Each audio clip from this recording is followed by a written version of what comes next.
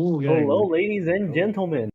Welcome to Podcast for the Blind, the podcast where we review music sometimes. I'm your host, Finger Muncher, here with Slim and Jimin and Yo, Frankie. Yo, yo, yo. Today, we will be reviewing the entire discography of Swans, the band that started this whole podcast. yep. And if you're a fan of Swans, you may notice that podcast for the blind is basically just our version of of soundtracks for the blind. And plus, this whole entire thing was started in a Swan server. So, shout out Shum, who would be here with us but isn't. Hmm. All right. So, can you give us a little background on Swans? Swans were introduced. Hold on, let me get my handy dandy internet sources up. Yes, I look everything up on Wikipedia to tell information. Well, I only thought. well, I approached to this one. They're a noise rock band that originated from New York in the early '80s, headed by Michael Gira, who used to be a member of another group called Circus Fort or Mort, I think they were called, which were basically just sort of a post-punk, kind of like late '70s group. He then formed Swans. They released their first EP, I think, in 1981, and then the first album, Filth, in 1982, and the rest is history. Phil came in 1983. Oh, Filth. Okay, well, okay. I'm sorry. I got the years modded up by one. Um, Yeah, yeah. it's fine. It's fine. God, it's fine. I'm trying to be a smart ass, honestly. Yeah, I'm Sorry. sorry. I will sacrifice a finger to our god Jira later on. Don't worry. Right. By the way, Swan's EP is really good, even though we're not going to count it because it's an EP. It's really good. It's also a sound that Swans never return to. All right. What do you guys think of 1983's Filth, Swans' debut? Well, this album is very interesting. It it sounds like meth. This album. It's like meh. Um, like this album. It's just the album cover. I think just explains it all. It's just dirty and nasty. It really does paint a picture of like New York in the early '80s, especially around the sort of area that Michael Gira was living in, which, as we would later find out, is I think 93 Avenue Blues, which or 93 Avenue, whatever, which will come up again in Swans in the Swansology. But this is I think this is a fantastic debut record. This album is just incredibly just raw, gritty. It the bass is so apparent on this thing. It will shake your speakers if you listen to it very loud. It's a very bleak album. Yeah, I think the Noble word shot. we're looking for here is misanthropic. This album's Yeah, very like just hatred. Everything about this just screams, I hate everything. I will kill everything with my big strong arms. The thing is, yeah. this album is how I feel about modern day politics in the world, especially what's going on in America. This feels very very topical. Yeah. Um. Obviously, this album contains Michael Gira, Jonathan Cain, Rolly Moseman, Norman Westberg, and Harry Crosby, who I believe only two of them survived on to the next album.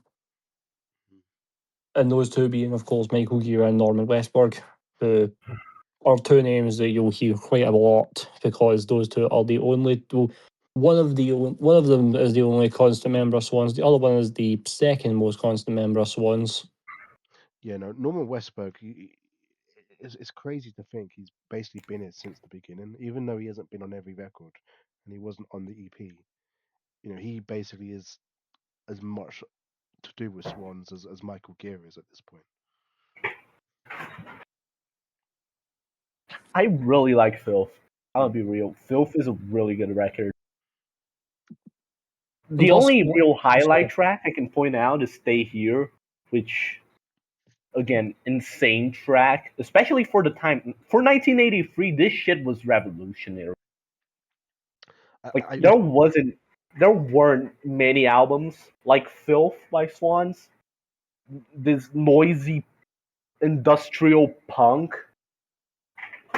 But Filth came out and it basically, yeah, it was really fucking great. It was important. yeah, no, I really like the song "Power for Power." Just annoying, and it's just not annoying, but there's just this burst of rage, of annoyance. Yeah. Uh, I was going to point out Stay Here. Also, Power for Power is a really good song. Um, and ironically, I really like the 1 minute 13 um and all of the I'm not gonna call it an odd because it's not, but Freak. Yeah, no, that I like that as well. It's just again a minute of pure anger. Yeah, I don't think I could stand that song if it was any longer than like a minute. 1 minute But 13. but like Um, and by the way, a fun fact about Filth: the photography on this album was done by Lee Ronaldo, who, as people know, is the bassist of fellow no wave band and of course very good friends with Swans, Sonic Youth. yeah, I've Huh. heard about that as well. I know. But no, they were really good friends, and in fact played together quite a lot during the Filth era. With Thurston Moore even being in Swans. Hmm. I know he's on like one of the compilation CDs, Body to Yeah, Body, yes. but Boys to Boys, Job's a Job, which is also.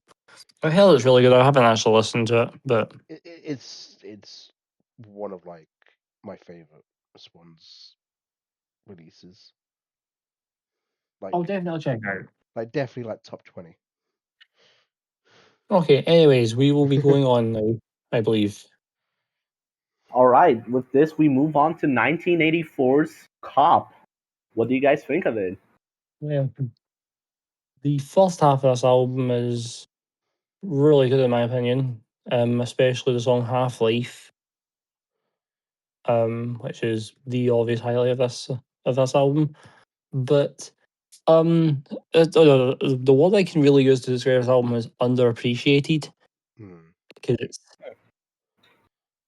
even if people say, "Oh, it's basically like Filth Part 2," you're essentially getting more filth.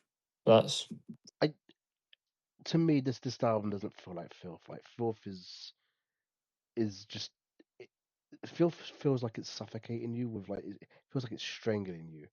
This album feels like it's mutated. It's more of a slow festering sort of pain. yeah, This is definitely, I think, the closest they get to political. Um, Especially with the song "Cop."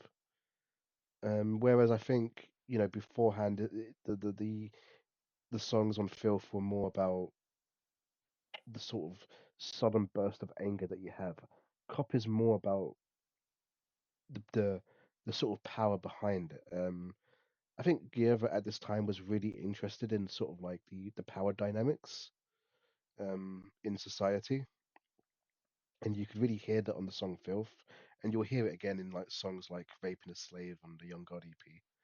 Um, but I think he was like really interested in sort of power dynamics and how like abuse of power can like affect the human mind, the human psyche, and yeah, no, this song is basically what happens if you leave Filth in an irradiated wasteland for like 100 years, I think this would be the result. Yeah. Honestly, Kinda. Yeah. I think this album's just all right. It's good. It's a good like sequel to Filth, Mm. as you claimed it wasn't.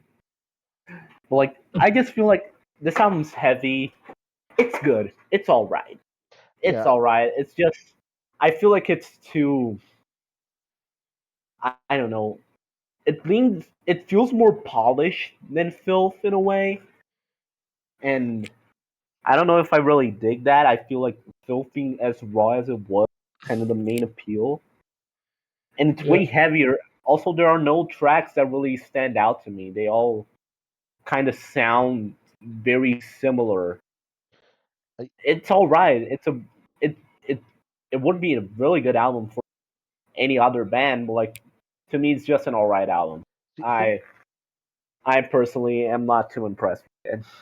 for me, this is my favorite album of the No Wave ever. Like the first four records, I think this one just is my favorite. It's just I like the nastiness of it. I think Filth, it's I think while Filth is more punchy, I think this one is it gets under your skin a lot more. I think that was the intent and purpose of this album. This is underrated in my opinion. Yeah. But anyways, now we will be going on to 1986's Greed, but I will let Finger Muncher do the proper introduction. What do you guys think of 1986's Greed? Look, some of the some of their best songs from No Wave era are on this album, but they're significantly improved on Public Illustration is a good idea.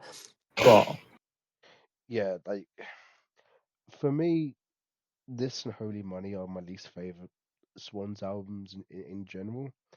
That's not to say I dislike any of these records. I actually like them quite a bit. For the record, I don't think Swans have ever made a bad album or even an album I've disliked.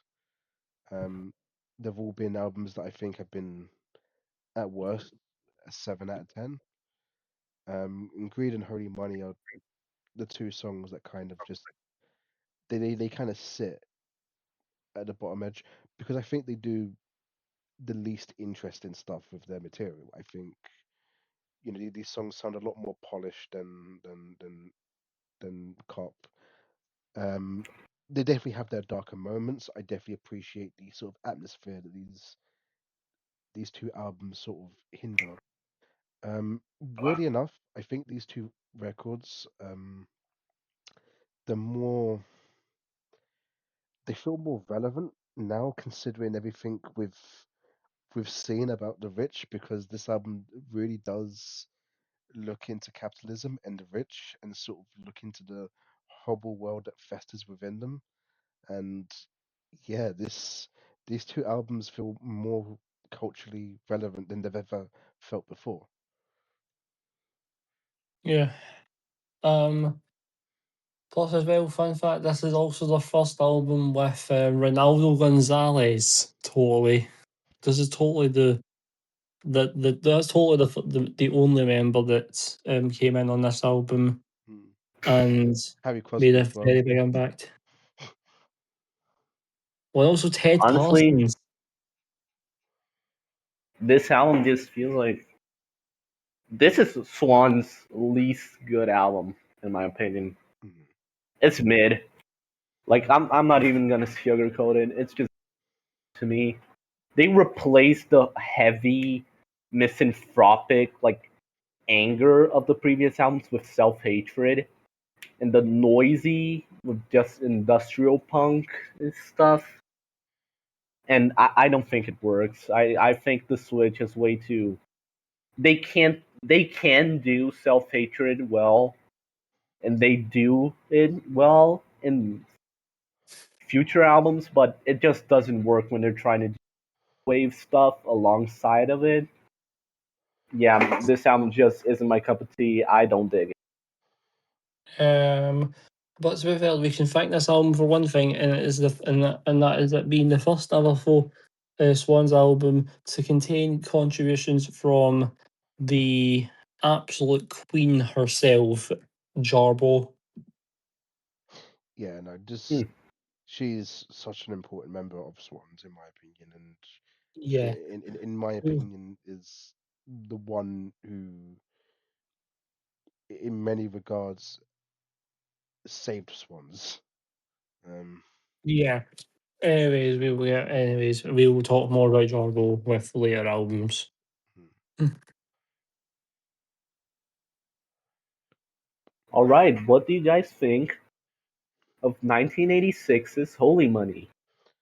it, it's more of a continuation of Greed. I think it's got Heck, sequels, it's got remakes to Greed. Um, I think Ace, but this album does have two tracks that do stand out, and that is a Screw Holy Money and Coward. I think those two songs are just excellent. yeah. I was gonna say, and a hanging, by the way, which is the first ever song. Is it the first ever song with Jarbo in the vocals? Or am I wrong? It might be. I'm not 100% sure. But it's the first ever album song with Jarbo on lead. But and also this is the first ever album with Algus Kisses on bass. Oh, And I only mention his name because I really love saying his name. Albus Kisses. I agree. Algus Kisses. I agree with your statement on the last album, and that is, I think that this songs from this and Greed are played a lot better on Public Castration is a good idea, which basically asks the question: what if Greed and Holy Money sounded like Cup? True. True. Yeah. By the way, I forgot to mention for the last album, I'll go back to the last album a little bit, but Time is Money Bastard is a really good song and it's a really important song in Swans' discography. So Oh if you yeah, haven't listened to that, Time is Money Bastard is such a great track and is weirdly danceable with lyrics that you don't want to dance to. So we will not be talking about the lyrics on here because Honestly, this album I like it better than Greed. It's still mid in my opinion, but I like it better than Greed. It's way too repetitive for me, but the songs are better written and they do feel like more ominous, which is what I enjoy from this era. hmm. So yeah, I this album. Okay, maybe not mid. I kind of like this album. It's all right. It's all right. yeah, I enjoy it. well, oh, the next album, well, fingering Slim and Joy, I don't know my feelings on this next album, but Yeah, oh, he hates this album. He despises this album. It's I obviously guess- the Burning World. right, no, that's not what we're talking All about. right, what do you guys think of 1987's Children of God? Yeah. Well, if you all can't tell by the way, this is my favourite Swans album, even though it's obviously not their most oh, it's not like it's not got like these long ass songs. It's not got fucking fucking the songs that come in later on, but it's still got some absolutely incredible songs and some of the best songs in Swans' discography. To name some, um, New Mind, In My Garden, Like a Drug, Beautiful Child, Blind Love, which by the way, fun fact is now became a fucking vocal stem for me. Hmm. The drumming on it. The dun dun dun dun dun dun dun dun dun dun dun dun dun Oh dun. yeah, I know that one. Yeah. In my opinion, actually, it kind of sounds like Billie Jean, to be honest.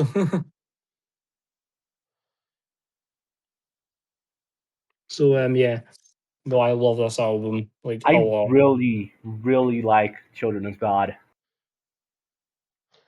It's It's like Swan's second really good album after. It's their best up to this point. I'm Just when they Swans goes more experimental and gothic, like religious. This album's full of great tracks. New Mind, In My Garden, Beautiful Child, Children of God. The this is a really good collection of tracks. I'm And yes, when Swans goes into a more like singer neo folkish direction, it's crazy. I really like it. I'm Yeah. gonna be very controversial now and say while I do like this album, I do feel it is a little bit bloated at times. Um, I prefer the live Feel Good Now version of this album. That's fair.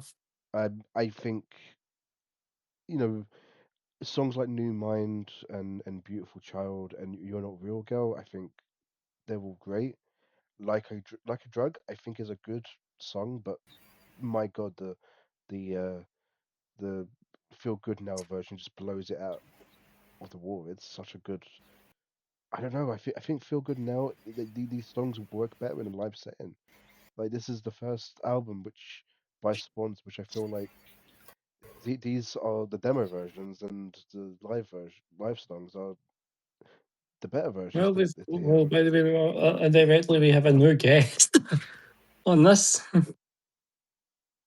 Oh, okay. No, Oh, but no, he's left. They've left. They've left. well, I'm gonna cut out this entire part, or I keep it in. It'll be funny. But anyways, no. But anyways, no. No.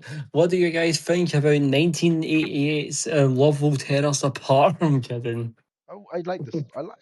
Let's talk about this EP for a little bit. This is a good EP. Love Will Tear Us Apart is a good cover. All right. Next album, what do you guys think of 1989's The Burning World? Fuck this album. I'm kidding. This album is very underrated. And like I've said before, and anyone who knows me will have heard it.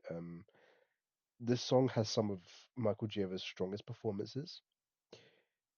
It has, I think, up to this point, it's some of Michael Java's strongest writing. Sorry, not his performances, but writing. It has what should have been some of the best Swan songs up to this point. But it's production that lets this album down. Like, if you hear these songs in a live setting, especially like She's a Universal Emptiness, this album's great. And this album has one of my favorite Swans tracks, and that is Goddamn the Sun, which this is a song that just transcends this album. This is a song so good that even Michael Jura can look back on this album and go, actually, that song was pretty good. I'm gonna keep playing that song live. And the more stripped back Goddamn the Sun is, the better it sounds. Like it's really funny because that people we like Swans before the excess for like the big massive sound, but some of the songs they have sound far better when there's like it's just Michael Jura and an acoustic guitar. So yeah, this is Goddamn the Sun is one of the best Swans songs ever made. But there were far better versions than the one on this album. Dude, again, this album's just all right for me. Okay, maybe not even that. Okay, maybe I think it's mid. I think it's. I again, I love neo folk songs, but this just ain't it. It feels more commercial than anything, which is exactly what they were going for with this album. But yeah, goddamn, the Sun is a fucking masterpiece, and it really elevates this album. It just carries this entire album on its back. It's really, really good. The Burning World would be nothing without Gun, and right now it's just a pretty mediocre deal with Yeah. goddamn the Sun in it. Mm. Yeah, I actually don't remember much of it apart from Goddamn the Sun and She's a Universal Emptiness. But yeah, it's probably my least favourite Swans album. and that's saying a bit. I would recommend you guys listen to the live version of "She's a Universal Emptiness" from anonymous bodies in an empty room. I think that version is so good, and you can definitely hear what this album was meant to sound like. um, I'll definitely check it out. Anyways, now we can get on to what I would call the golden era of Swans. What do you guys think of 1991's White Light from the Mouth of Infinity? This album tussles with Children of God with being my favourite by Swans.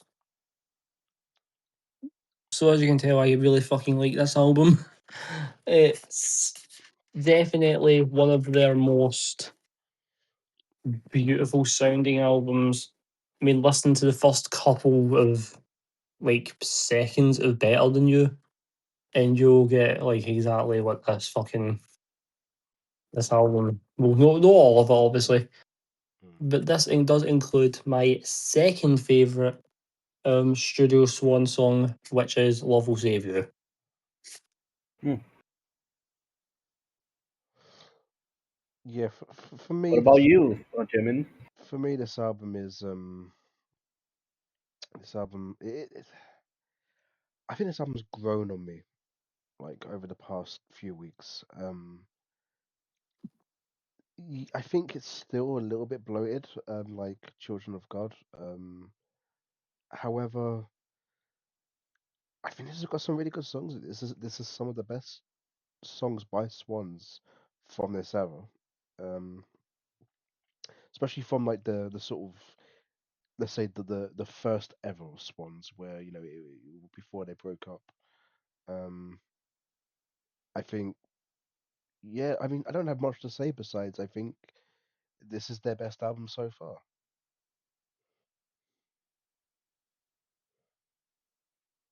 Yeah, this is absolutely their best album so far. The combination of gothic rock with neo folk just goes full that they started exploring in a more commercial style in the Burning World. Just go full turbo mode, and it's insane. Michael Gira is a crazy songwriter, and that was barely explored in the earlier no wave days. But now that it's full front, it's like the main attraction of this album. It's fucking incredible. Mm. Tracks like Better Than You, Power and Sacrifice, Love Will Save You, Failure, Miracle of Love, Why Are We Alive? These are just a few tracks that like really just show how powerful of a songwriter he is. This album also begins showing like faint traces of post rock that first began way back in Children of God. This album really like shows faint traces of it, and yeah, it's my favorite as of now. Like currently from this, it's their best album since Filth. It's Mm. better than Filth even. It's their best album so far, as Jim said. This album's great. I really, really like it. It basically takes everything from like Children of God, and I think just improves it. I still think, as you said before, it kind of takes as well the sound from the Burning World and sort of experiments around with it a little bit more. I think this is the album that the Burning World really should have been. Um, but No, absolutely. I think there is this album is just great. This album's What great. the?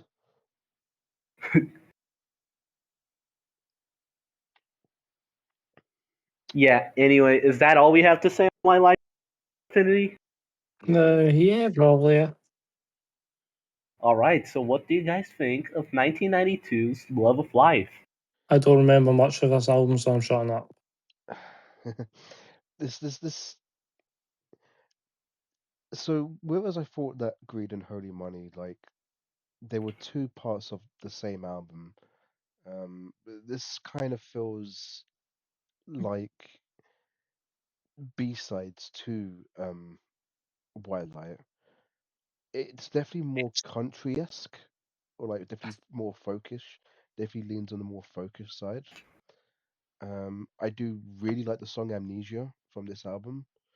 Um, I do like that they're experimenting around with the sort of field recordings now, which will become an important part later on down the line. It's just, I think, I'm gonna be honest with you, like, this is my least favorite Swans album since Greed. Hmm. Um, one thing I will say, by the way, I know I was saying I would shut up for this, but one thing I will say about it is why the fuck does it have so many goddamn interludes? At Like, this holy shit. at this point, they were just experimenting. They were just experimenting around with like what they can with like different kind of like sounds and this definitely feels like an album where they can get away with that on. Again, they just released White Light from the Mouth of Infinity. You know, it's a solid album. You know, there's experiment and then there's putting six fucking interludes on one album, Well, you know, including one after the other in tracks 4 and 5. just those interludes are important for the flow of the album. Suppose so, But but you get what I mean. fun fact, those interludes were done by Jarbo and Larry Seven, who is also basically just Larry from Swans nowadays. Larry Mullins, What? though. Wait, what the hell? That's Lady Villains? I think so. Let me check. I'm sure it is. What if it is the album after us? Oh, that would be fun. Let me just check. Oh Yeah, yeah, this album's all right. This album's all right, I suppose. It's a good follow up to Wildlife from the Mouth of Infinity. Again, it's what Jimin said. If there's an album they can get away with, it's a more experimentalish, gothic take on Wildlife from the Mouth of Infinity. I personally think it's just all right. There are no standout tracks. The interludes are a good like taste of what we would get later on. Swans that they would perfect. But yeah, just as it stands, this album ain't nothing too special. okay. Yeah. It's not Larry Mullins. I'm sorry. It's just like they look alike. Their names are Larry. All Right. right. What do you guys think of 1995's The Great Annihilator? Well, this is going to be an interesting one. I again, I really like this album. In many respects, I probably prefer it over White Light. But my God, is this album so bloated? I don't know why they decided to blow out a load of their last few albums. Huh, you really think so? Yeah, this album's really bloated. It's 16 songs long, man. Oh, that's so ironic considering what we're about to go on to. Yeah, I'll get onto that because I don't have so much of a problem now. It's weird. Um, Anyways, anyways, no, this album, in fact, the irony is I find this album incredibly consistent. oh yeah, no, it is. There was so much amazing goddamn tracks on this thing, such as Mother Father, I Am the Sun, She Lives, Blood Promise, I'll, Killing for Company, the title track, I'll call the seed. I think is great. Alcohol the Seeds. This is a good album. It's just such an amazing album, honestly. This album is their best since ever. This is their best album so far. Swans just keeps improving and improving and improving on themselves. With again, it's super fucking consistent in my opinion. It's it basically all of the tracks are good. There are barely any blunders. And that's crazy And for like, an album that's 16 tracks long. and over an hour and 7 minutes of length. This album is full of insane tracks. And I know I said I preferred like the neo folkish Swans, but seeing them take a more post punk, experimental, like gothic approach is fucking great. And this is their best album so far. Yeah, I really like The Great Annihilator. It's a really good album. Go check it Yeah, out. true. Plus, this album is their, I believe, the only album. I'm gonna check if I'm correct actually, but I'm pretty sure this is the only album of Bill Riflin's time with Swans. Oh no, there was someone. Oh right, no, no, this is technically the only album of Bill Riflin's time with Swans. Ah, okay. Mm. No, because the other ones, you know what, forever that we'll get on to the other one. All right, what do you guys think of 1996's Soundtracks for the Blind? Too This short. album sucks. Okay, so uh, I should point out that even though I said that like one of the problems I have with the last few Swans albums, they felt bloated.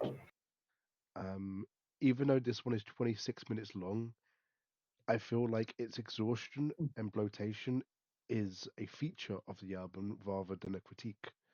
I think that this album is Swans. Like whenever I think of Swans, I see soundtracks for the blind. The circle is haunting me. Um, and it sounds exactly like the album cover, where it's just indescribable. How do you explain soundtracks to the blind for somebody? It is the last breath of a band who are at their wits' end and they just want to throw everything at the wall and everything lands. It is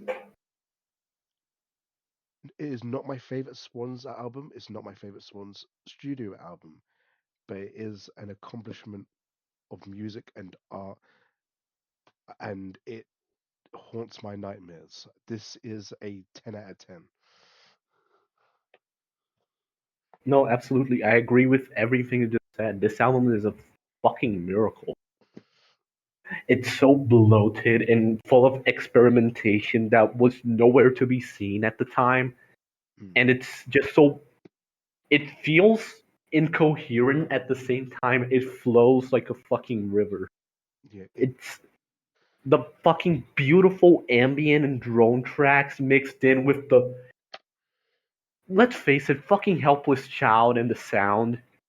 mm, These big explosive post rock tracks that grow and grow until they fucking kill you.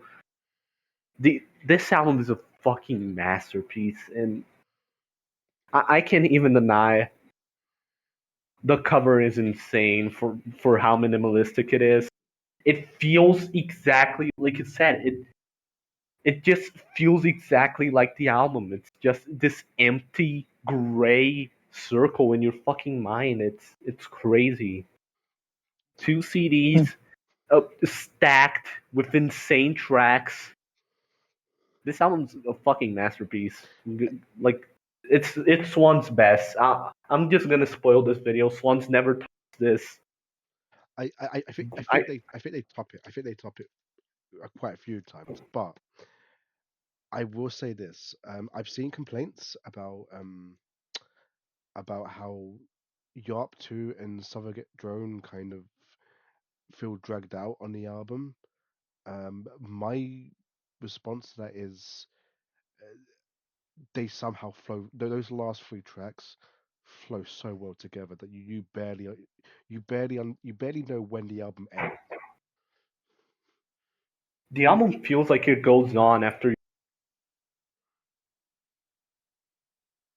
because it lingers in your fucking mind. This is something else. This album you won't forget it. You won't forget a single second of this album after you're done with it. Yeah. Yeah. Um. Yeah. This album is just. one of the most 10 out of 10 Cody albums of all time. I mean, what 2 Hour 21 album isn't going to be a 10 out of 10 apart from obviously Corey Feldman's Angelic to the Core? um, but, anyways, Corey Feldman, This Dog Dive coming up soon. this is basically the Corey Feldman angelic to the core of bad music. Right, no, off of that. This contains my favourite Swans studio song of all time, The Sound. Um, this also contains just some of the most fucked up tracks of all fucking time. For example, Her Mouth is Filled with Honey, I Love You This Much, I Was a Prisoner in Your Skull, um, All Lined Up, even though it's an amazing song, it's still terrifying. The Beautiful Days, and just even some of like the drone tracks on this thing is just absolutely terrifying. It's a scary album to listen to. It's draining, but it's such a rewarding experience, and is definitely the best album in terms of like writing and like fucking instrumentation. No, maybe not instrumentation. I think they get better with instrumentation, but like they definitely have like hit their peak with in terms of like writing and stuff. Like Helpless Child and Sound. Oh, Anonymous too. I forgot about Anonymous. This is such an important record and such a master. Like this, as I said, is the last breath of a band who just fed up. And yeah, no, this I think this weirdly enough, ironically enough, I think this sort of it basically molded them into folklore in terms of musical folklore. Right, I know we're doing studio albums, but can we also just say Swans Are Dead is probably the best live album of all fucking time. Oh, for sure, it's my all-time favorite album. Spoilers for if we ever decide to do a a sort of a video on Swans' live albums because hey, there's enough of them we can do that. Yeah. Yeah, this album's perfect. It's flawless. Yep. So, well, um, After a few years without any what's albums, 14 14 to be years to be exact. exact. 14, but they you know Michael Gira was making music under like Angels of Light, which effectively was remake was Swans in everything but name.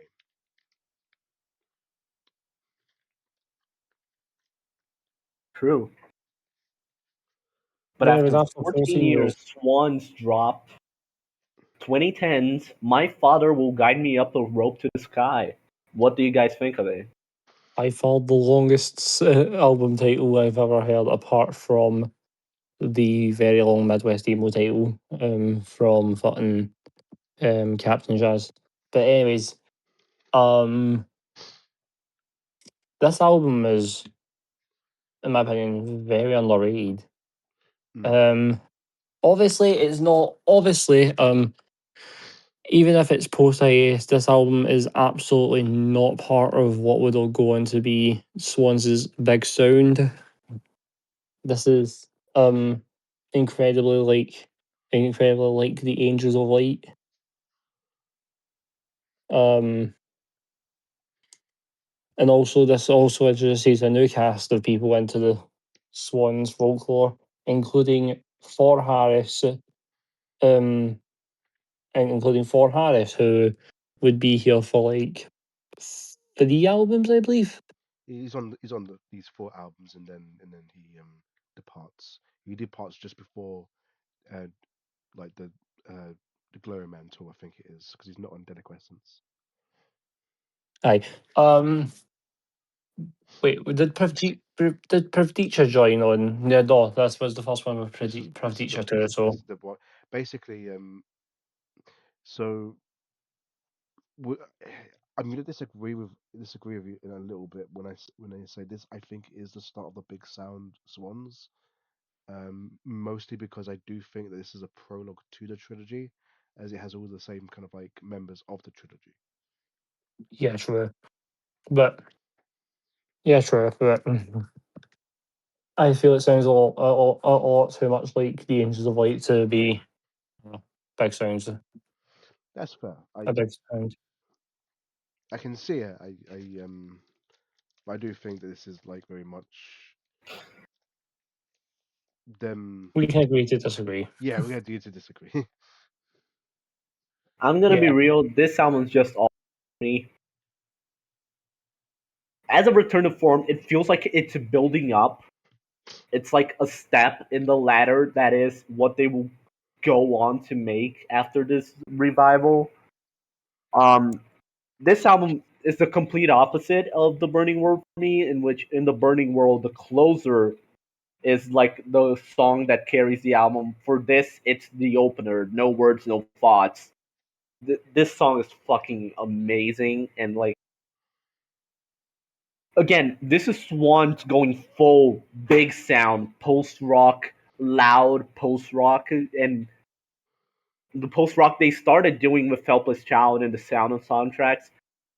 And yeah, I think it's just all right. It's a good it's a good opening to what it's a good opening of the door to what they will go on to do next. Hmm. And I think for that it works.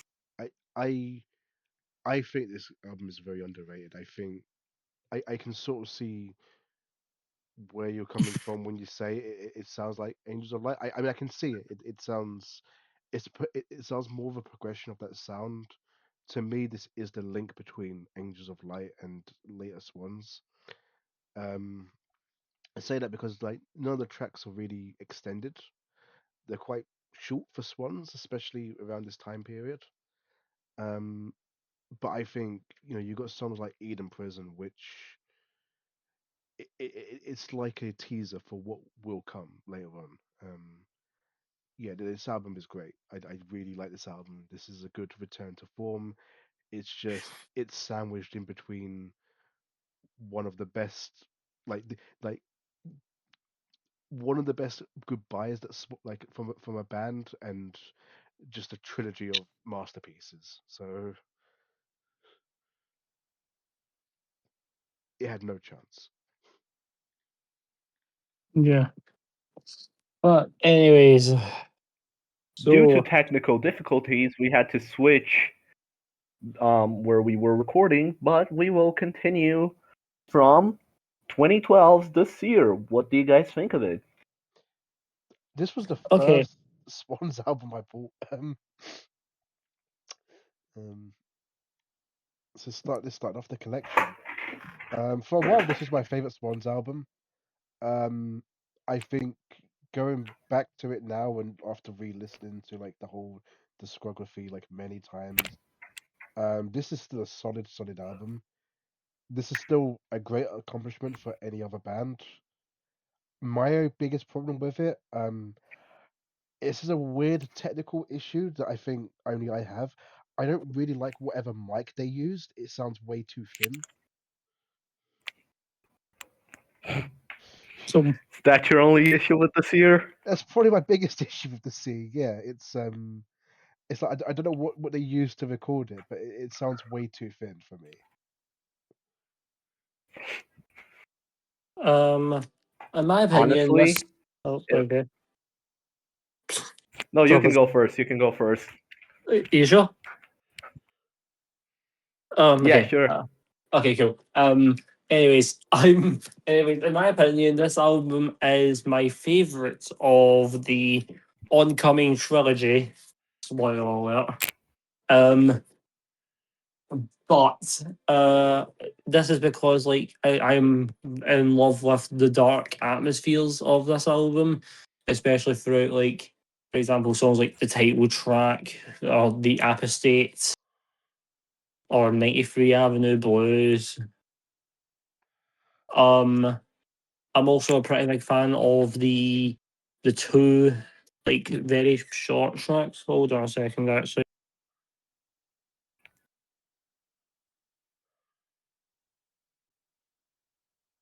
I'm sorry about that. That was awful. Anyways, I'm a very big fan of the two very short tracks. Both being The Wolf and The Daughter Brings the Water. And well, this album is, in my opinion, just amazing. So yeah, and plus one of my 10s. So This is a 10 to me.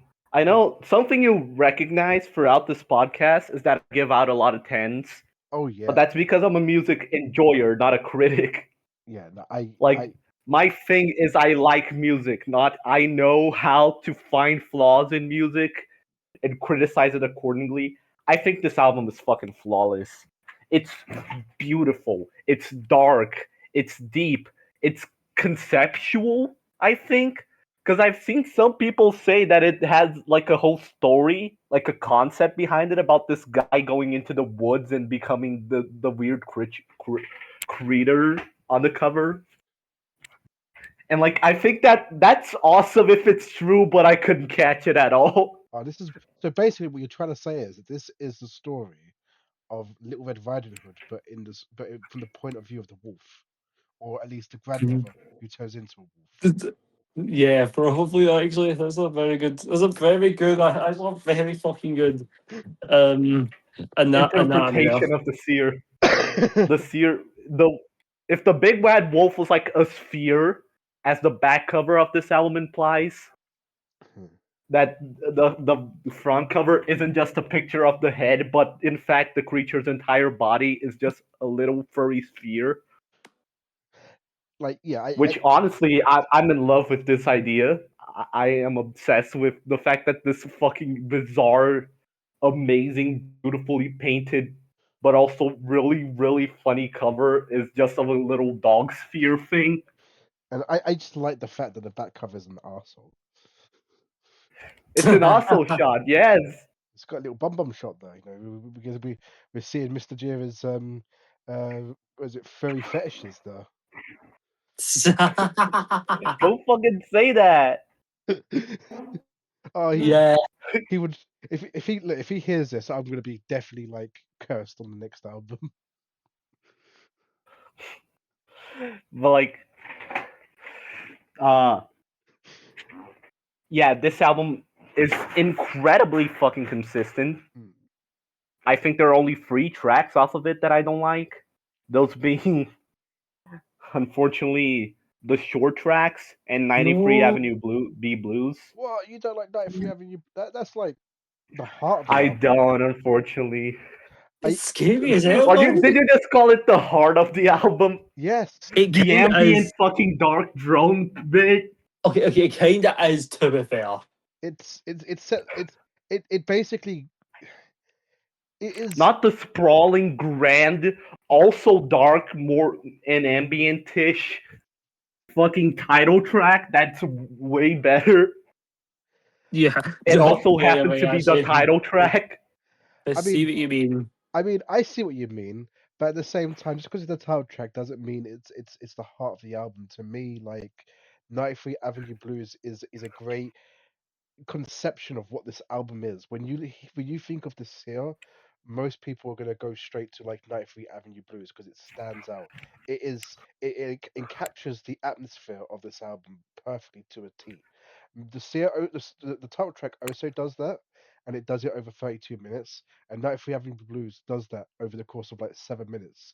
It sounds like One thing Swans. I like, as you're saying here, one thing I really enjoy about this year is that it's definitely one of Swan's darker albums. Oh yeah, like this. Like, Swans is a very dark band, but this feels way darker than most of the stuff they've done before. The Yes. only album that I can think of that comes to this level of darkness is surprisingly one with the most like bright and colorful covers, White Light from the Mouth of Infinity. I was gonna Because that say album's dark too, especially on its lyricism and stuff. I was gonna say, in fact, I've actually been looking at the lyrics for "White Life in the Mouth of Infinity" a lot. That is a lot of like imagery that just feels like the world being encompassed by light. It's really funny, or engulfed by light, I should say. Um, but this album, I was gonna say, it's dark on the same level as like soundtracks for The Blind and Cop. But Hmm. I think it's more musically proficient than something like Cop. I think while I am a very big Cop defender, as we found out earlier, I think that this album just sounds better. It obviously it's like 20 years removed from Cop. They are better musicians now. They've got different musicians. In fact, I think the only member who, or the only two members who have been from Cop to the CL is Jira and Norman Westberg. Um, Yeah, you know, Jira's sort of lyrics have matured, and I think but this album definitely feel if you were a fan of the 80s output, I can see you coming into this and aging with Swans and still enjoying this. This sounds like what Swans. This sounds like the band Swans were back in the 80s if they what they would have sounded like in 2012 anyway, without like the sort of weird neo folk or Angels of Light sort of diversion. This feels like a continuation of those ideas and themes, and that's why I think 93 Avenue Blues is the heart of the album because to me it just sounds like the rest of Swans' discography. It encompasses that sort of atmosphere and mood and soul crushing idea, and that's why I think it is that it's scary. It sounds like it could be from soundtracks for the blind. To be fair. yeah. Yeah, exactly. It sounds like a cut off of Soundtracks to Be Blind, but in my opinion, it's one of the. It sounds like one of the weaker cuts off of Soundtracks, That's fair. That's fair. especially because Soundtracks is like so renowned for having amazing, incredible, dark drone tracks. Mm. This one just isn't it for me, unfortunately. No, that's fair. Like, it's not even that I think it's bad. I just don't think it's as good as the rest of this album. As I said, that's Like, fair. I I do like it. I can also see why people won't have as much of an affinity for it. I would admit it's not my favorite track on the album. I think as you said, the title track, "The Seer," is a lot better. I think the Apostate is Jesus fucking Christ, one of the best closes that like Swans have ever done. Um, Maybe the best closer, possibly. it definitely ranks up there. I don't know if I would say it's the best closer. I think it definitely ranks. I think the whole trilogy has really good closers. Yeah. no, absolutely. So, Isn't the um, closer for one of the later albums possibly one of the best title tracks ever written, like in music history? Or is it not the closer? I It's don't not. remember Oh, the. the Glowing Man. That's not the closer. That's not the closer. I what's the wanted to closer keep it thing? a secret until we got to it, but well, is that it for this year? Yeah, Okay. for me, it's the Uh, weakest of the three, but I still think it's a solid out. It kind of goes to show just how good uh, the trilogy is. now here comes everyone's first Swans album. Okay, what do you guys think of 2014's "To Be Kind"? The worst of the trilogy. I'm kidding. This is the worst Swans album of all time. It's even worse than Fuck than this album. than Greed. Fuck this album. Honestly, The Burning World, if it had even less creative lyricism. What are you talking about? The Burning World is some of the like Jira's best lyrics. I'm just fucking around. I fucking love "To Be Kind" like a Yeah, You lot. know, that was amazing. like I do think it's the weakest of the trilogy, but that's fair. I think it's definitely the one with the more structure. Like this definitely has more of like I don't want to use the term pop structure for like a band like Swans, but like the songs do have more of a pop structure to them than off of stuff like The Seer or The Glowing Man. Like there is for not every song there is like a verse, chorus, verse flow in there. Obviously there was sometimes where it kind of like sort of deviates from there, and sometimes where the progression just doesn't deviate at all. It stays on one note and still manages to be entertaining. It's quite an amazing accomplishment, to be fair. This album's a fucking 10. Again, Really this good. is this This is is a fucking 10. beautiful. This is like incredible. It's insane how a band that came out in the 80s managed to make something as impressively constructed, as impressively orchestrated, as impressively written, as impressively fucking sounding as this. Screenshot and Oxygen, especially, like Mm. two tracks that I fucking adore. It's so fucking like catchy, which is something you can't really say for most Swans tracks. It's catchy, and like it just works. They managed to bring this more, let's say, appealing structure into their sound, which they haven't really done before. They've been extremely experimental ever since soundtracks. Ever since the beginning, they were super experimental. But this is one of their most approachable albums, and it works wonders. It it's one of their it's literally what didn't work about the Burning World works like a masterclass in here. Basically, every The Burning track World is Disco. insane.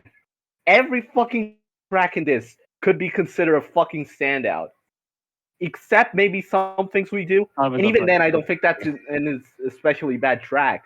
This is a wonderful album. I love it. 10 out of 10. Well, okay, I love this album. I'm going to say this first. As this was my first ever Swans album, I love this album, like, a lot. However, I'm going to point out some, some things I want to say about it. One, the long song on this album, Bring the Sun / Two Sun Over Shore, Bring the Sun's amazing. The second part, however, drags like fuck for me. Second of all, Some Things We Do is probably easily the worst song in the trilogy for me. Fu- Controversial. Controversial. I don't know how that's. Is it controversial? I couldn't tell you. Yes, it But is. Everyone agrees that The Wolf is the worst one. Yeah. okay. I'm not counting the songs that are like until like a minute long. It's a minute and a half, actually. Yeah, it's 1 minute Close 30 enough. seconds. Get It's your notes 30 straight. seconds. Come on. I mean, it's 50% longer than you actually said it was. So come on. However, though, I will point out that this album does have some of my favorite songs by Swans. Those being like Just a Little Boy, A Little God in My Hands, She Loves Us, Oxygen. By the way, shout out Glenn Branca Yeah. Oh, fucking because Glenn Branca. Yes, shout out who to they him. stole the bass line from. No, I'm kidding. They sampled the bass line, obviously, from lesson number one, I believe. I'm correct. I'm pretty sure it's lesson number one they used off. I'm gonna have to check, but it's definitely a song of the Ascension. Yeah, not lesson number two. Sorry, I'm wrong. But It's okay. We forgive you. lo- lesson number two. And also they used it off of one of their previous live songs called Strip/Burn. Oh shit! Yeah, I've got that's on the Filth Deluxe CD. I should like Yeah. I should really like get around to listening to that. Those live songs. Yeah. So, in conclusion about this album, as I'm gonna quote a review off of Rachel Music, pretentious lop. Yeah. I want to point out. I think this is probably the angriest Swans album that they've done in a while. And possibly like the last truly angry Swans album. Um, I think yeah, I think you're right. I think Bring the Sun and the Turan. The Turan does kind of drag on a little bit, I would admit. It sets off a quite a good atmosphere, but I think it kind of you're like, okay, yeah, this could have been cut by like 2 or 3 minutes. Um, but Yeah. some things we do. I love that track. The way how it just sort of slowly sort of evaporates and melts away. It just feels like that song just feels like you're just watching something melt only to reveal its true skin. It's like your skin is melting just to reveal your bones, the Show truth the of who skin. you are. It's yeah, it's like your body is melting, and then it's like actually at the end, it's like what's left at the end is love. It's actually weirdly enough one of Jira's more optimistic songs. Weird reference. um. Uh, So yeah. Oh, by the way, shout out Anthony Fantano. yeah, He Anton loves Yeah, this Anthony Fantano. Cantano album. gave this a 10.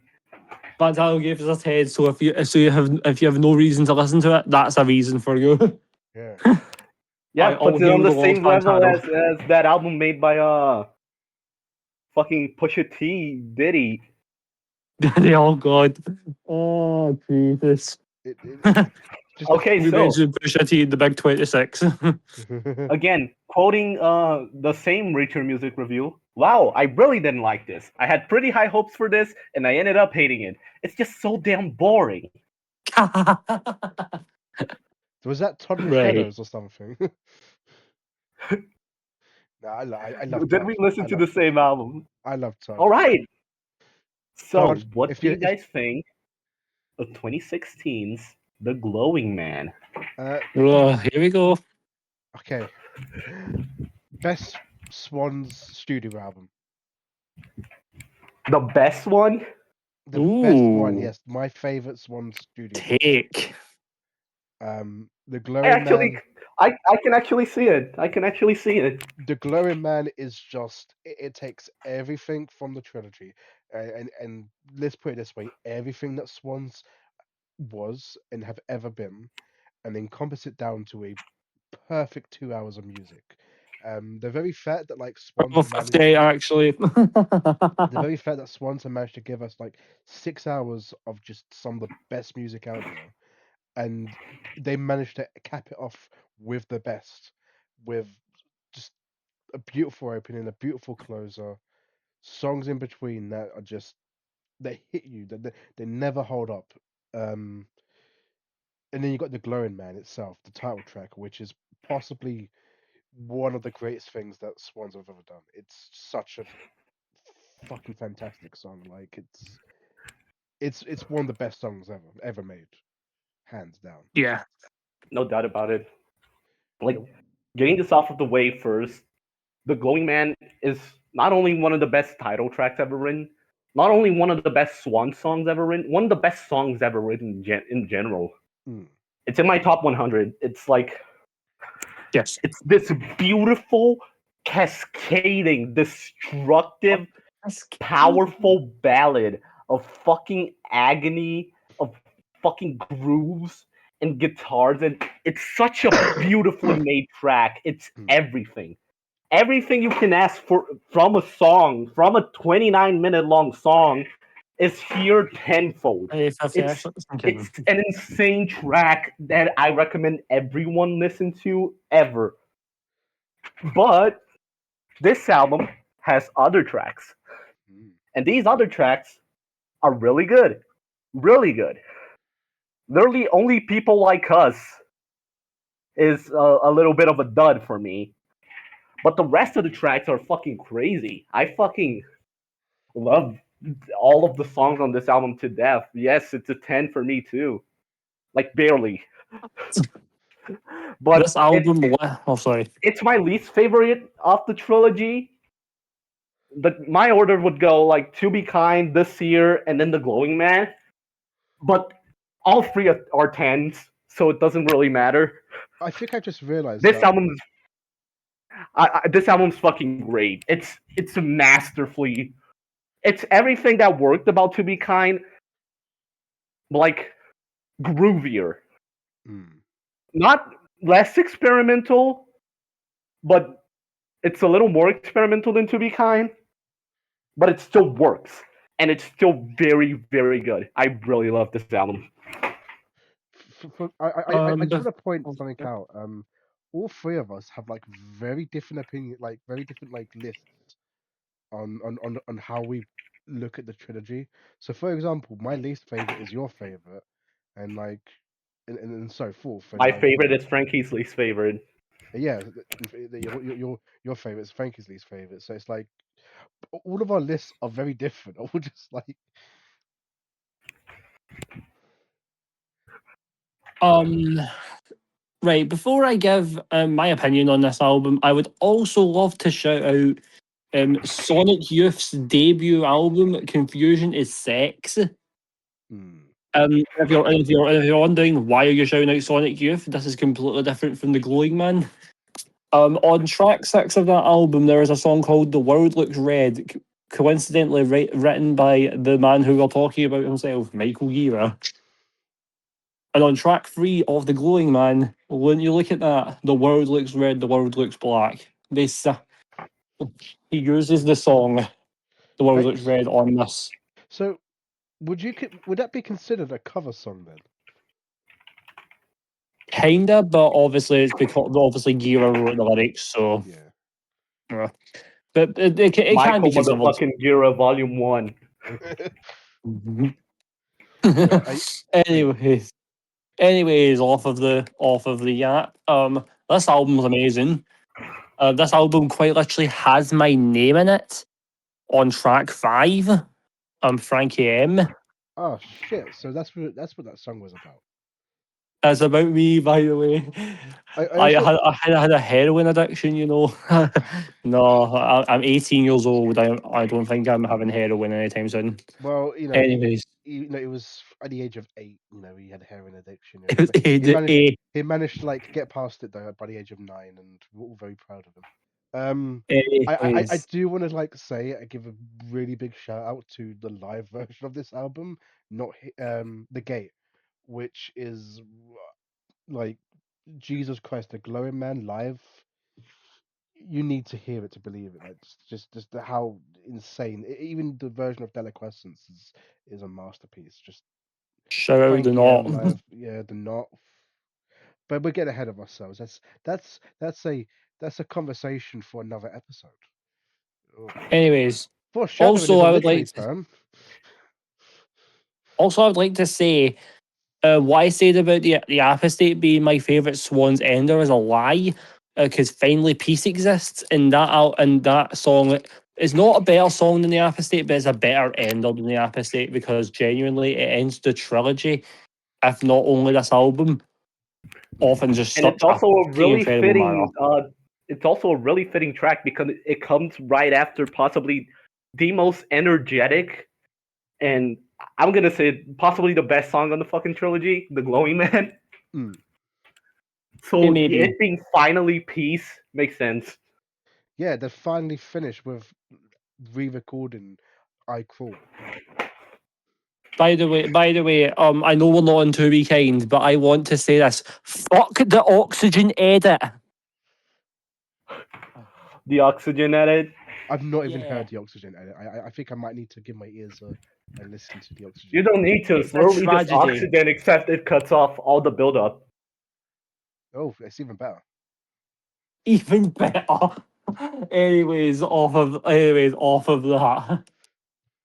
What do you guys think of 2019's Leaving Meaning? Underrated.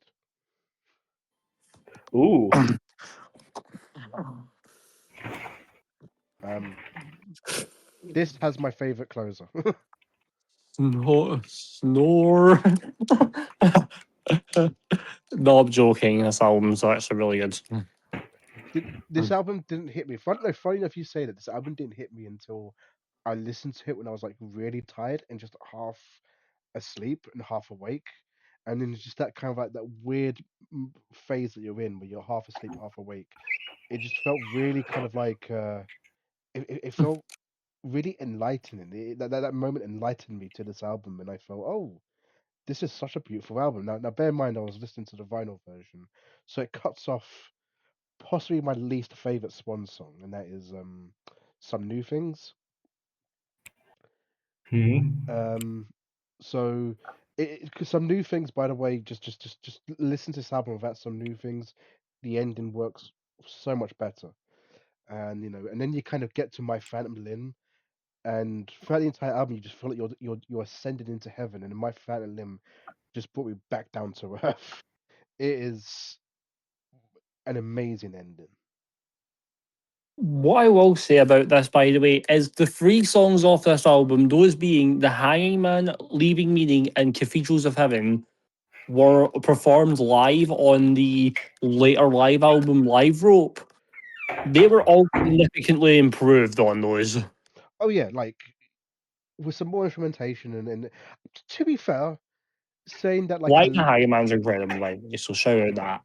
saying like, oh, this Swans song was improved live is like a no-brainer because every Swans song was improved live. The sound. Most Swans songs are improved live. There you go. That was easy. Hey, Anyways, okay, I need to re-listen to the sound live to be fair, so I need to The sound live isn't bad. It's really, really good. It's just not it's better than the awfully studio mixed in the version. second half. But that's a conversation for a different time. Anyways, um, I'm gonna be it, real. This album ain't it. it's it's almost an alright album. No, actually, it is an alright album, but like it's almost a good album. It's Coming, okay, It's Real is an insanely good track, and I yeah, really like true. it. Mm. But that's it. Like, it's not. Wait, let me grab the review I wrote for this. Like, it's just it's the same general approach as the other post rock era Swans albums. Only it's like gentle and calm, almost comforting. Like It's Coming, It's Real is a really bizarrely comforting track. It is an enjoyable album, but I think it's just all right. Mm. Like they try to go for darkness in some of these tracks, and it doesn't work at all for me. Um, So like the fact that this is one of the Swan's shorter albums also helps its case a lot because I think if this was longer, I wouldn't be able to handle it. It's just a more boring version of Wildlife from the Mouth of Infinity to me, and I personally don't really dig it. by the way, I sound like I'm shouting on this thing. It is actually pretty underrated, but yeah, that's my opinion on it, at least. To me, this is Swans stripped back. This is okay. We did the sort of like big sound stuff. We did the trilogy is like an era. It's one era of Swans.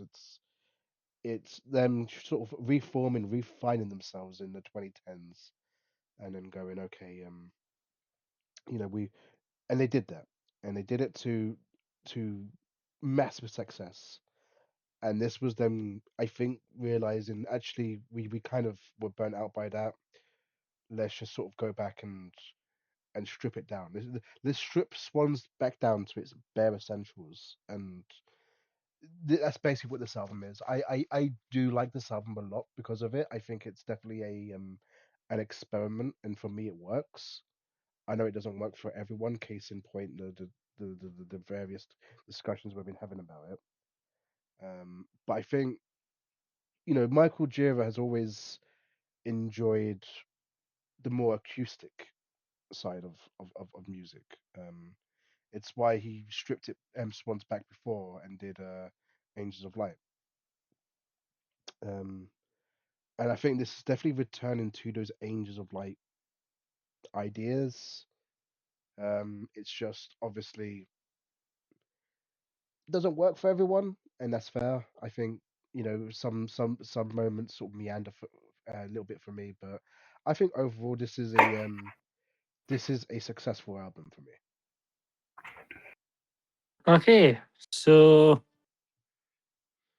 All do right. What we do go you on to guys the next think album? Okay, we of do. 2023's The Beggar? Well, this album's an interesting one. I It, really like it. I I, think it's quite the comeback from Leaving Meaning. Yeah, yeah, true. Songs like Michael is Done, The Beggar, Ebbing, and the controversial one here, The Beggar Lover Free. Oh, I fuck this really like song. these songs. I mm, really like them. Like especially The Beggar Lover Free. Oh It's god. such and Oh I just god. think people say that it drags on, that Oh, it's here we boring. fucking But here we personally, I think it's like a really good drone track. it It is a good it's drone on track. par with some of the best drone tracks off of fucking it's what it's on par with the drone tracks from fucking soundtracks for the blind. It's really good. Oh. Oh. You just pissed off Frankie so much he turned into a dog there for a second. Um, And that's it. Wait, hold on. That's all a dog. so so no, the beggar is to me it's a weird point in Swans' history where Michael Gira got a lot more reflective and a lot more existential. This was the first album out of a pandemic. It was also the first album that Swanson made after Michael Gira, I think, fell off his roof. Um, Oh, so so he was kind of like going. He had some thoughts. He had some feelings that he wanted to share. And after falling off a roof. Yeah, great. what was that? He fell off a roof. Yeah, apparently he fell off a roof. That's why he sits down a lot during them concerts now because yeah, at least that's from what I think he put on his Instagram or so like a few years back that he fell off his roof. Um, so to me, this album's a lot more reflective, a lot more looking at mortality as this is definitely the most possibly scariest Swans album that they've done in a while, more thematically because it's about Jira's more sort of being pissed off the fact that he's going to die. He's less scared of it. He's more like just angry um, at the fact that like one day he will perish. Um, and yeah, I think while leaving Meaning was kind of like, hey, we're going to try and do this new thing. Um, with Some new every things. yeah, some new things. They were going to try and do some new things. With everything that kind of like went on in the world, I think those plans changed, and I think you're definitely hearing more of a turn to those big sounds that we would eventually get with birthing. But this feels more this for a lot of people. This felt like the final Swans album, just because it feels like a final note on Michael Gira's career. And luckily, it wasn't his final. It wasn't the final Swans album. Whether or not this album has been diminished in your opinion because of that, because this feels like a final note in many ways. But it definitely, I think, sort of it continues a lot of the same musical ideas I think Leaving Meaning had, and there's definitely more of a drone aspect in this album. And they would eventually get that with the Beggar Lover 3, which I will admit I do love this track. This track is great, but I think with all the components on the outside, this album looks like it's a tough album to get into because of the Beggar Lover 3. But I think when you listen to the album from beginning to end, it's a breeze. It all fits in perfectly. It's like a little puzzle. But yes, I would say to people, listen to the vinyl version of the Beggar if you want to listen to it. Just it changes the track listing dramatically to the point of Okay. both versions are a completely different experience of a very valid experience. Right. I'm gonna get on to the elephant in the room, but first let's talk about the good the good stuff of this album. anyways, anyways, love a lot of these songs are amazing, No more of this ebbing. Why can't I have what I want anytime I want? In fact, no more of this might be in my top five of post hiatus era. Might be a controversial take, but why the fuck not? No, it's a good song. Um, Los Angeles City of Death, which by the way, I fucking love that song. The Memorious is an incredible ender. The title track, even though it's improved on Live Rope, even though that's not even a fucking that's a no brainer. Just a lot of these songs are amazing. In fact, I just named the whole entire track list apart from two songs, but those two songs are also amazing. Anyways, let's get on to the elephant in the room. I love the concept of the Beggar Lover 3 before you say I absolutely fucking hate this song. Which I kind of do, but fucking that's not the point. I love the concept of it, but Jesus Christ, does the thing need to be 43 fucking minutes? Is the question Yes, it I did. want to ask. Yes, it did. Did it though? Yes. It needed about 50,000 different fucking references that no one could catch with a naked eye. Like God's sake, I've listened to fucking every Swans album at least twice, and somehow even I couldn't catch some of those goddamn references because they're all buried behind the stupid droning voice of Milky Michael, Sleepy Michael. Shut That- the fuck up! that's God, that song makes me infuriated. not- Oh, right, that's a rush.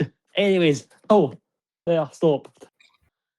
yeah, that those lyrics scared me the first time I heard it. Like, it's just, my God, this is what being old must Maybe feel I might like. come around to it one day, but Maybe when that's why I feel for now. maybe when you're like 70, it might hit you. But you still got, like, another like 50 years. So Yeah, but if I watch it someday, this is gonna be my favorite Swan song or something. uh, and we'll all I'm be gonna dead. look back on this video. We'll all be dead, and that would be a very sort of like Swans beggarish sort of feeling to have. Yeah, no more of this. Which, by the way, I want to point out, I want to give a special shout out to the acoustic demo from the fundraiser album of No More of This, which, in my opinion, is better than the studio version. I need to hear that. So, It's mm. it's amazing. Okay, so we get on to the last What one. do you guys think of 2025's birthing?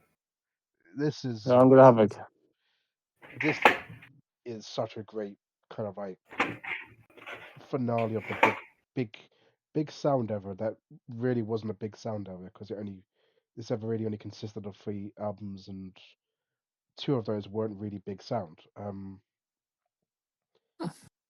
But no, this feels like a culmination of the beggar and the trilogy, just like rolled into one. This is what would happen if those 2 eras had a baby. This would be the child. This would be the birthing. That was a bad yeah. pun. That was a reach. I've seen worse reaches about this album. Anyways, this album is pretty hit or miss to me. It can be good on some days. It can be okay on some days. It's never a bad album. I will say that. I love some of the songs on this, mainly including the closer rope away. Mm. Good That song. song is possibly like my third favorite of post hiatus era. Actually, although I would love to give a shout out to possibly a spoiler alert for no one who's listened to the newer live tracks, but for in the live version of the merge, Oh yeah, no, it was yeah, incredible. yeah. Me and Slimming both saw that live, so Yeah, we yeah, saw that live. It was a thunderous experience, to say the least. yes. Also shout out live birthing from Live Rope because that thing's just incredible. But in fact, one day we will talk about that live album, like that, at least that live show, but in album form, because I think, We're gonna do an episode on Swan's live albums, yeah, hopefully one day. Yeah, I we're just going to stop edging that idea. yeah, we're gonna do that. I think we should probably do it though when the next live album comes out, just so we're atopical and Yes, true. we can put that in Yeah, because it will Okay, change so my Swans list drastically. yeah. Oh, and plus, by the way, shout out David Bowie because I Am a Tower does sample Heroes. So, yeah, And shout out David Bowie. shout out the lyric. I will fart in the ocean as it Oh, boils. yep, that thing. Yeah. Oh, man. Possibly the best. Well, I really like this album oh, as I forgot well. your picture. I think I must have given his opinion yet. Um, Oh, God, but I that's think this sorry. is Swans at their most post-rockish. Mm, Like, Gone is the sound collages. Gone are the drum tracks. This is just post-rock at the center of it, and I Yeah. personally really like it. It really works. The Healers, I Am a Tower, Birthing, The Merge, and Rope Away are all very good You love every tracks, and single I song think that's this come up. album is just really one of Swan's softer listens. And mm. even so, I think it works for its case.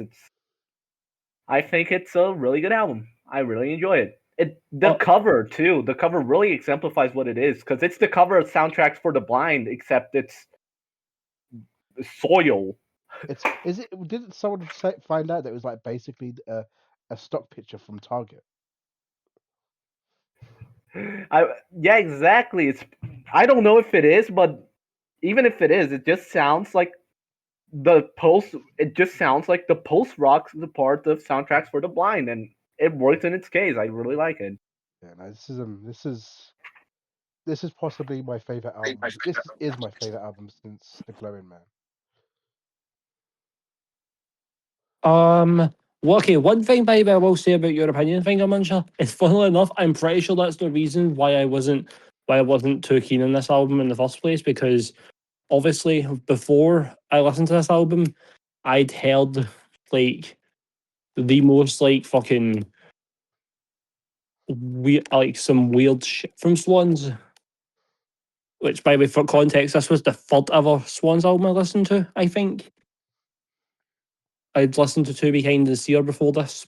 Um, Hmm. so I do believe that may have been my problem with it. So I may have actually just been looking too far into like fucking like, oh, I'm wanting like some weird shit. But this was just like a post rock album. So yeah. But no, I've grown a lot to this album, I'll admit. I do admit that this it was kind of like weird hearing some of these songs after like listening to Live Rope so much beforehand and just seeing what these songs turn into. I While I do like this album a lot, I do prefer some of the Live Rope versions, especially of Birthing. Yeah. So I mean that so track. Yeah. so on that note, that's it. Yeah, so the question is, where do we think Swans will go from here? So if that's the burning question in this in the server that we're in. I think, It's most likely Neil Folk, let's be honest. Hmm. yeah, It's most likely it Folk again. could be folk. I think it could be. I think it could be something like what they did with the merger live, what that sort of turned into at the end, Yeah. which I think would be really cool and really trippy if they do that. The Burning World Part 2 coming out 2027. That was Leave a Meaning. Yeah, that was The good leaving one. meaning. Okay, Part 3 then. That was the Beggar Lover 3. Big Lover 3 Shut does not up. sound anything like fucking Burning World. We're not doing that. Right, I've already thrashed out enough right. about Big Lover 3. So yeah, and next week we're going to be looking out another great band, and that is Black Midi. Yeah. Yeah. Yeah. Which obviously is an incredibly topical which is incredibly topical I man mean, for recent topical news. topical is kind of different because it lived for like what 5 years before it was either. Yeah. No, I know what you mean, but it's topical for other reasons because recent news. Oh yeah. Uh, oh man. Yeah, rest in peace, Matt Kwasniewski, Kelvin, by the way. No, absolutely. Yeah, because that death hit hard. I saw that. I was like, Jesus. Um, Anyways, off of that, we'll probably talk more about that on the next episode. yeah, and it's only three albums, so it's a nice breezy, A very short one nice breezy time. compared to this, which is probably very fucking long. Yeah, which Cons- we're already looking at about we're already looking at an hour and 40 minutes. Around 40 minutes. Yeah, So that's like only 50 minutes shorter than Soundtracks for the Blind or or like something like that. 10 minutes shorter than or 20 minutes shorter than To Be Kind. So I mean, person listening to this, you could have just listened to Be Kind, and you would have enjoyed that for an extra 20 minutes instead of listening to us, which Yeah, listening to us drone on about in this, instead of listening to me crash out over the Big Lover Free so much. yeah, which is a good song. It's the best song that Swans have ever done. In fact, True. mm. Much better than We'll see you on the next Sticking Glue. episode. See ya.